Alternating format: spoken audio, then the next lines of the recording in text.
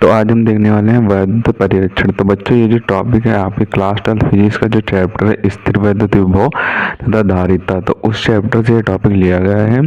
इसमें आपको डिफिनेशन लिखनी होती है और इसके बारे में थोड़ा बताना होता है। फिगर आप बनाना चाहें तो बना सकते हैं और एक उदाहरण लिखना होता है। तो 2 नंबर में आपका क्वेश्चन पूछा जाता है, आपके एग्जाम में कभी कभी आ जाता है, तो इम्पोर्टेंट टॉपिक है तो हम आपको करा देते हैं।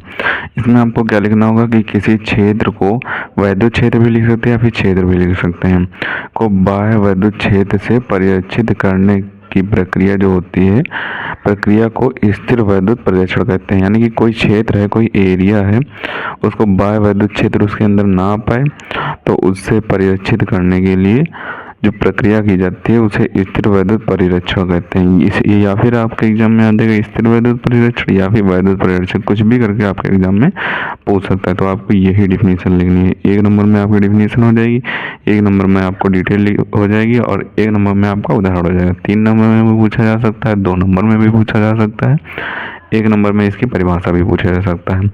नीचे आप लिखना कि चूंकि वैद्युत चालक के अंदर वैद्युत क्षेत्र शून्य होता है, अतः यदि किसी यंत्र को हम वैद्युत क्षेत्र के प्रभाव से बचाना होता है, यानी कि यदि किसी यंत्र को हमें वैद्युत क्षेत्र के प्रभाव से बचाना होता है तो हम क्या करते हैं, तो हम उसे वैद्युत चालक के अंदर रख देते हैं। इस प्रक्रिया को वैद्युत परिरक्षण कहते हैं। यानी कि ये जो प्रक्रिया होती है वैद्युत परिरक्षण कहलाती है।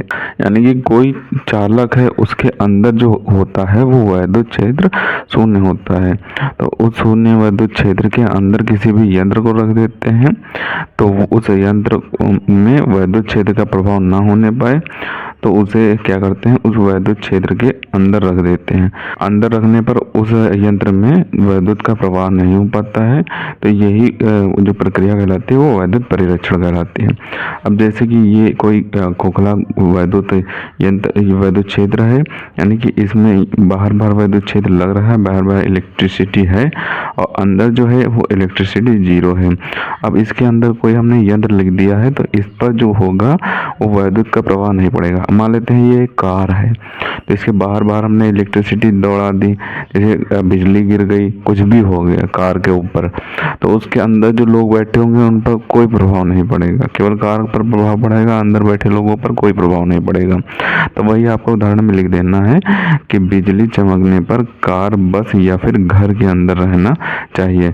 यानी कि जो बिजली चमकती है तो उस समय कार के अंदर रहें या फिर बस के अंदर रहें या फिर घर के अंदर रहें, कहीं आप बंद एरिया में रहें जिस पर अगर बिजली गिरे, वैद्युत क्षेत्र उसके अंदर ऊपर हो आवे तो आप तक वो वैद्युत क्षेत्र ना पहुंच पाए। तो यही जो प्रक्रिया होती है वैद्युत परिरक्षण की प्रक्रिया होती है।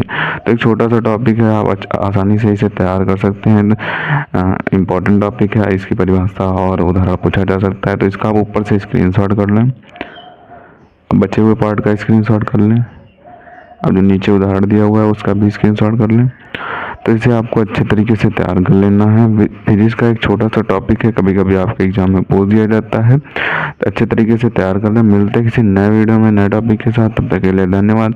और अगर अभी तक आपने हमारे चैनल को सब्सक्राइब नहीं किया है तो प्लीज़ सब्सक्राइब जरूर कर लें, क्योंकि हम इसी तरीके से क्लास 12 से रिलेटेड इंपॉर्टेंट टॉपिक पर वीडियो डालते रहते हैं।